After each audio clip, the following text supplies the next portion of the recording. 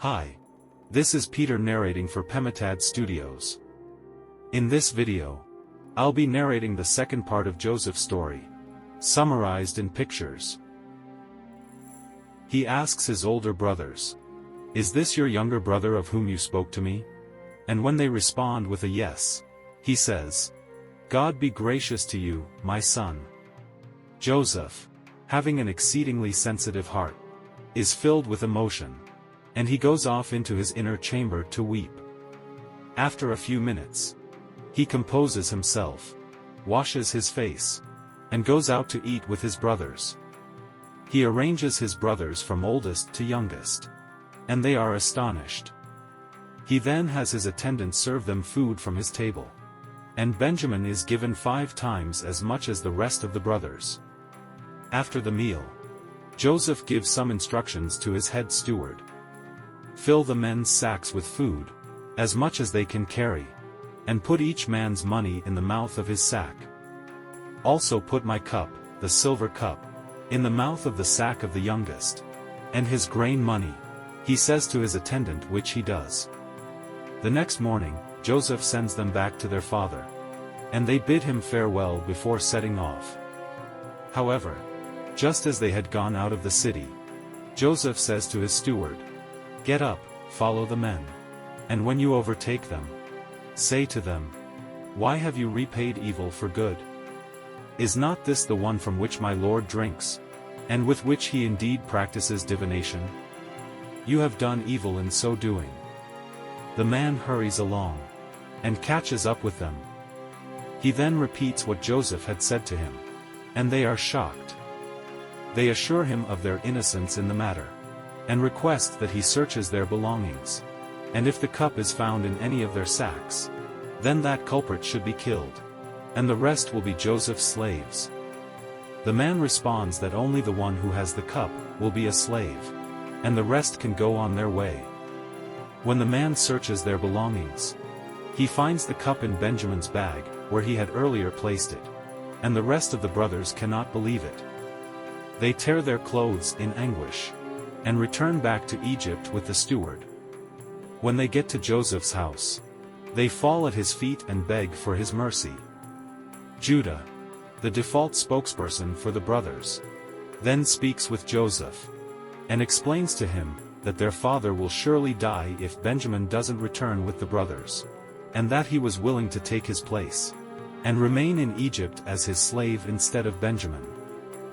As Joseph listens to his explanation, he becomes filled with emotion, and yells for all his Egyptian attendants to leave his presence. When they all leave, and it's just his brothers standing before him, he breaks down and weeps loudly. The brothers can't understand what is going on, and they stand still and watch Joseph weep. He then composes himself, and speaks to them in Hebrew. He inquires about their father's well-being, but the brothers are too astonished to respond. He then asks them to come closer, which they do, and he tells them that he is Joseph, who they sold off so many years ago. But he tells them not to be angry with themselves because of that fact, as it was God who had planned out everything, so that the house of Israel could be preserved during this terrible famine, which was going to last for the next 5 years. He then tells them to hurry down to Canaan, and bring their father to Egypt, along with their entire families and possessions. He then embraces Benjamin, and the both of them weep with joy. Joseph then embraces the rest of his brothers affectionately, and they spend the rest of the day conversing with him. A few hours later, Pharaoh is told that Joseph's brothers have come down to Egypt, and he sends for Joseph. When Joseph comes before Pharaoh, Pharaoh tells him, "Say to your brothers, 'Do this, load your animals and depart. Go to the land of Canaan. Bring your father and your households and come to me. I will give you the best of the land of Egypt, and you will eat the fat of the land.'" Joseph wastes no time and sends his brothers back home, with changes of garments. But to Benjamin, he gives 300 pieces of silver, and 5 changes of garments. He also sends some gifts for his father, and they are as follows: 10 donkeys loaded with the good things of Egypt, and 10 female donkeys loaded with grain, bread, and food for his father for the journey back to Egypt. The brothers depart with gladness, and hurry back to Jacob in the land of Canaan. When they arrive at Canaan, they tell Jacob of all the events that had happened. But he doesn't believe them, until he sees the array of gifts that Joseph has packaged, just for him. And he finally believes. So Jacob sets off to Egypt with his entire household, and all their possessions, and when they get to Beersheba, Jacob offers sacrifices to the God of his father, Isaac. Then God speaks to Israel in the visions of the night, and says, "Jacob, Jacob." And Jacob says, "Here I am." And God says to him, "I am God, the God of your father. Do not fear to go down to Egypt, for I will make of you a great nation there. I will go down with you to Egypt, and I will also surely bring you up again. And Joseph will put his hand on your eyes." Jacob then sends Judah ahead of them, to inform Joseph of their arrival, so that he can lead them to the area of Goshen in Egypt. Joseph gets his chariot, and he rides down speedily to meet up with his father in Goshen. When he sees his father, he's filled with tremendous emotion, and he falls on his neck, and weeps for a very long time. Israel then says to Joseph, "Now let me die, since I have seen your face, because you are still alive." Joseph then instructs his brothers on how they are to respond to Pharaoh, when they come before him. He tells them to say to Pharaoh that they are shepherds, and Pharaoh in turn would give them the land of Goshen to live and thrive, as the land of Goshen was very fertile. Joseph then selects 5 of his brothers, along with his father, and he presents them before Pharaoh.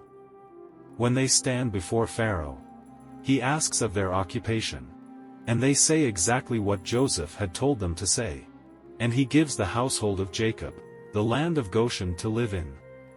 Pharaoh then speaks with Jacob, and Jacob blesses him. Pharaoh asks Jacob, "How old are you?"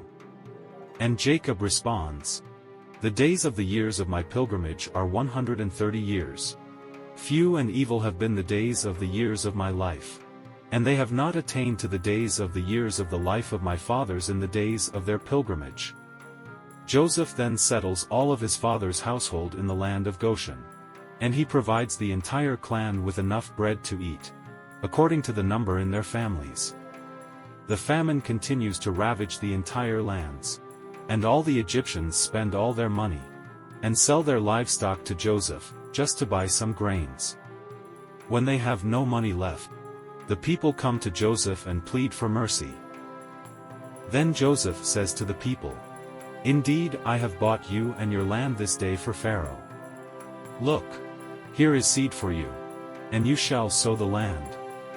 And it shall come to pass in the harvest that you shall give 1/5 to Pharaoh. 4/5 shall be your own, as seed for the field, and for your food, for those of your households, and as food for your little ones." And the people rejoice at Joseph's wise plan. And so, all the land in Egypt becomes Pharaoh's, except the lands of the Egyptian priests, who receive regular rations from Pharaoh. Joseph then makes it a law over the land, that Pharaoh was entitled to 1/5 of all annual produce in the land. Jacob and his entire household multiplies, and prospers exceedingly in Goshen. As Jacob feels his death at hand, he sends for Joseph, and when Joseph gets there, Jacob makes him promise to bury him in the burial place of his father, Isaac, and grandfather, Abraham, which Joseph swears to do. Sometime later, Joseph is told that Jacob is very sick, and so, he takes his 2 sons, Manasseh and Ephraim, down to Goshen to see their grandfather. When they arrive, Jacob sits up and speaks with Joseph. When he sees his grandsons, he asks Joseph to bring them nearer, so he can bless them. Joseph places Manasseh by Jacob's right hand, and Ephraim by Jacob's left hand. But Jacob crosses his hand, and places his left hand on Manasseh's head, and his right hand on Ephraim's head. When Joseph sees his father's actions, he is displeased. And so, he takes Jacob's right hand from Ephraim's head, and tries to move it to Manasseh's head. Joseph then says to his father, "Not so, my father. For this one is the firstborn. Put your right hand on his head." But his father refuses and says, "I know, my son, I know. He also shall become a people. And he also shall be great. But truly, his younger brother shall be greater than he. And his descendants shall become a multitude of nations." And Jacob blesses Joseph's sons. Jacob also sends for his remaining sons, and blesses them, one by one. He then commands his sons to bury him, in the resting place of all his loved ones before him, which is the cave, that is in the field of Machpelah, near Mamre in the land of Canaan.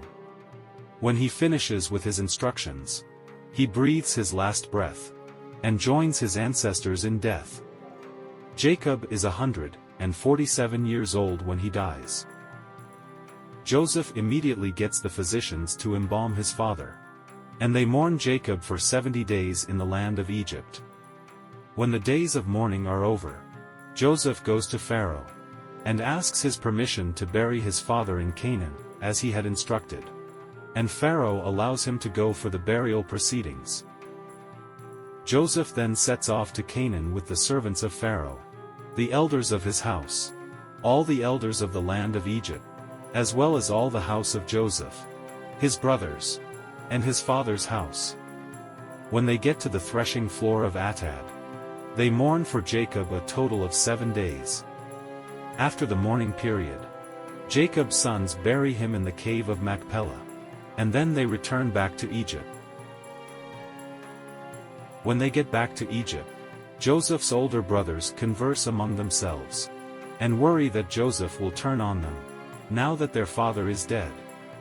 They send messengers to him, with one last message from their father, pleading with Joseph to forgive his brothers. Joseph weeps yet again when he receives the message, and he calls for his brothers. The brothers then come before Joseph, and plead with him for mercy, as they are his humble servants. Joseph, whose graciousness is much more than the brothers could have ever anticipated, speaks kindly to them, and says, "Do not be afraid, for am I in the place of God? But as for you, you meant evil against me. But God meant it for good, in order to bring it about, as it is this day, to save many people alive. Now therefore, do not be afraid. I will provide for you and your little ones." His words provide a lot of comfort to his brothers, and they return back to Goshen joyfully. Joseph lives to the old age of 110 years old, and he serves Pharaoh faithfully, all of his life. He lives to see Ephraim's children to the 3rd generation, and also the children of Machir, who is the son of Manasseh. Before Joseph dies, he takes an oath from his children, and the rest of his father's household, saying, "I am dying, but God will surely visit you, and bring you out of this land to the land of which he swore to Abraham, to Isaac, and to Jacob. God will surely visit you, and you shall carry up my bones from here." And so Joseph dies, being 110 years old, and they embalm him, put him in a coffin, and bury him in Egypt. Through Joseph's story, we learn that God can use the most unlikely of circumstances to work out his divine plans. What is your favorite lesson from Joseph's story?